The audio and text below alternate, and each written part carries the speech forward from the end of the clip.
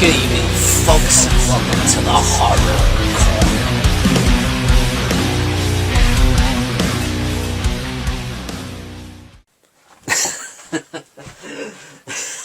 Corner. Just wait till he tries that dope. Good evening, folks, and welcome to the Horror Corner. I'm your host, Sean Erschen. This week we are doing another movie review.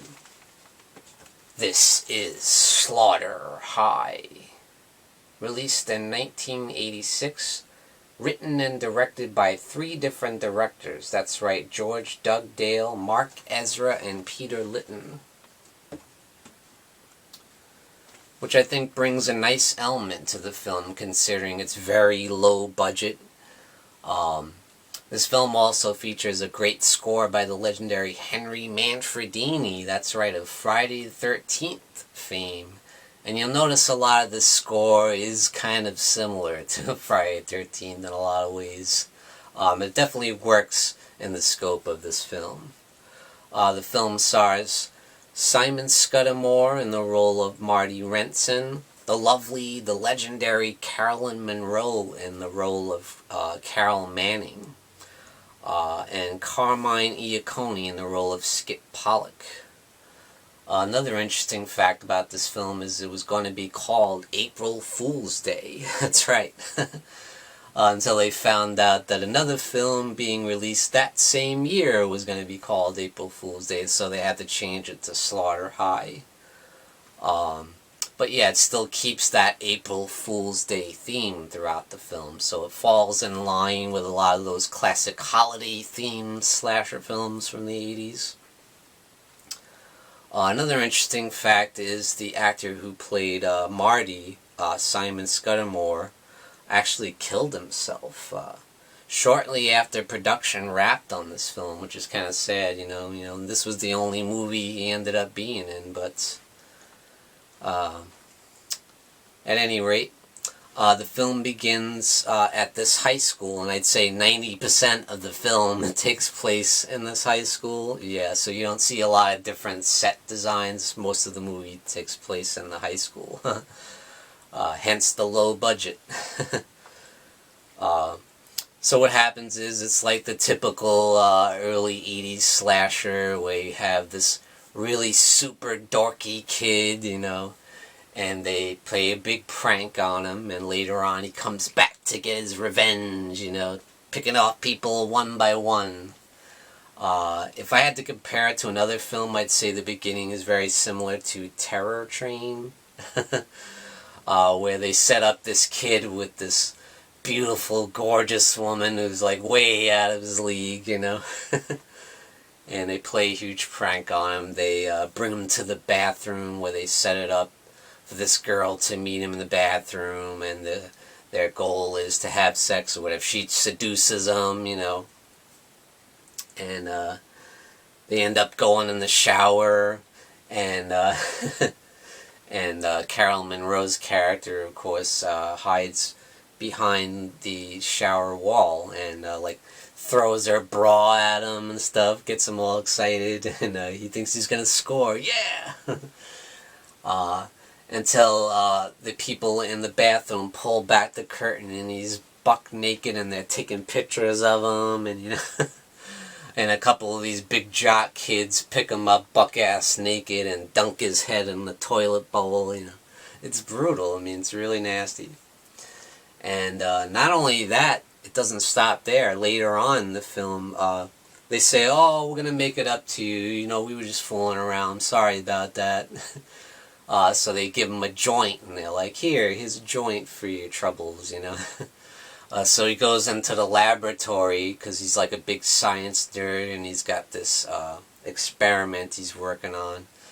And he decides, you know, why not take a tug of the old joint there, but they, of course, rigged the joint to not light, really, and it's like, and to make him sick, it's got like X-Lax in there or something, and he gets sick, and and he starts knocking stuff over, and the place catches fire, and and he ends up dropping acid on his face, and so it goes horribly wrong. The prank goes horribly wrong.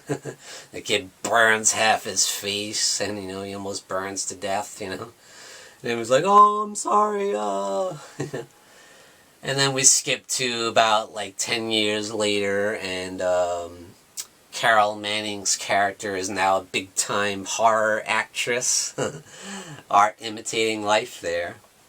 And another interesting thing is we see her on the phone with this like sleazy horror director who wants her to do another movie with like where she has to take off her clothes and stuff, so she doesn't want to do it.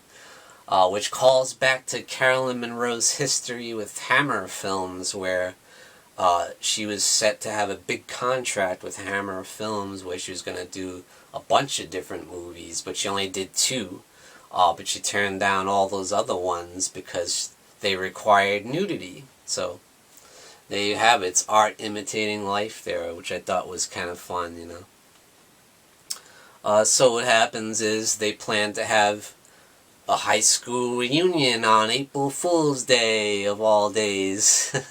So they have a big party at the school, which is now like being shut down basically, so there's nobody really there except the small group of people that were involved in the prank, of course. So what happens is they get locked in the school with this murderer, Marty's out for revenge, in his court jester mask, and he picks them off one by one in brutal fashion, It's got some really nasty, brutal kills, some good stuff in there.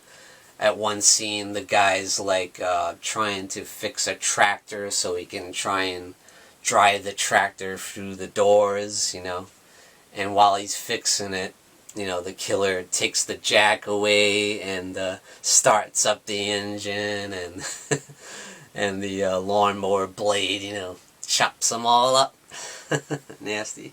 Scene, the killer takes jumper cables and hooks them up to the bed rail while this couple's having sex, and they grab onto the bed rail and they get fried, And there's another scene where the girl's buck naked taking a bath, and the killer pours like some toxins in there. I don't know if it's like acid or something, and she burns to death. They find her completely fried. You see her down to her skeleton. It's nasty.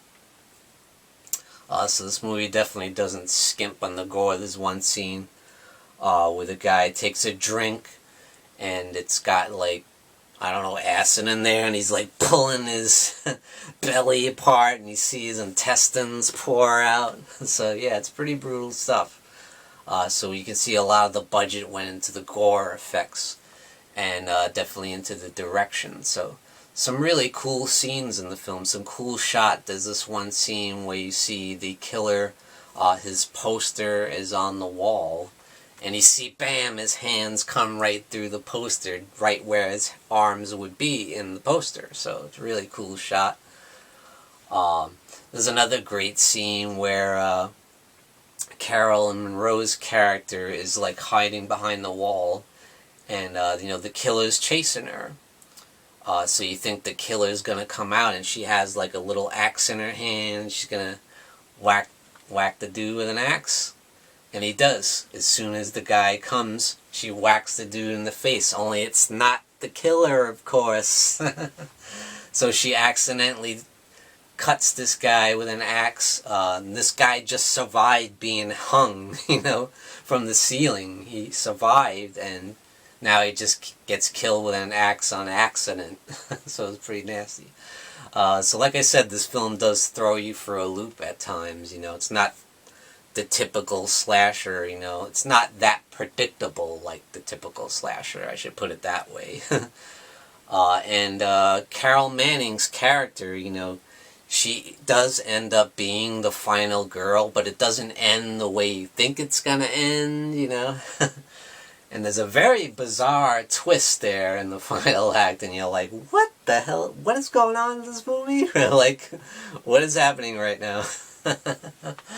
But you just gotta see it to believe it. It's just so much fun. It's such a blast. So I highly recommend Slaughter High for you slasher fans out there and for you gore hounds out there.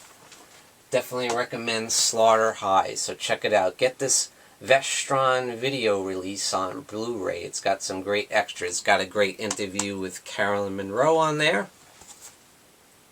And audio interview with Henry Manfredini on the score. So yeah, check out Slaughter High. I give it 2 devil horns up. And thank you for joining me, Sean Patrick Erschen, in the Horror Corner. Tune in and stay scared. Folks, don't forget to grab your Sean Patrick Erschen gear and represent the Horror Corner. Also, check out these awesome mugs we have, perfect for your coffee. And definitely check out the Horror Hangout live stream t-shirt and represent the legacy of the Horror Hangout. Check out the link in the description below this video.